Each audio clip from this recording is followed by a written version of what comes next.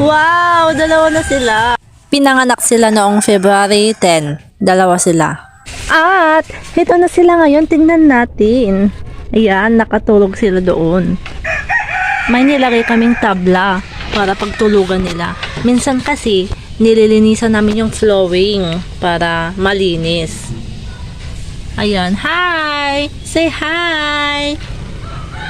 Iba-vlog ko kayo ngayon, ang cute. Lalaki pala ang mga yan. Mas maganda sana kung babae sila, kaso lalaki naman, pero okay na yan. Kaysa naman wala. Ano kayang pwedeng ipangalan sa mga yan? Ang cute. Minsan lumalabas sila para magdede.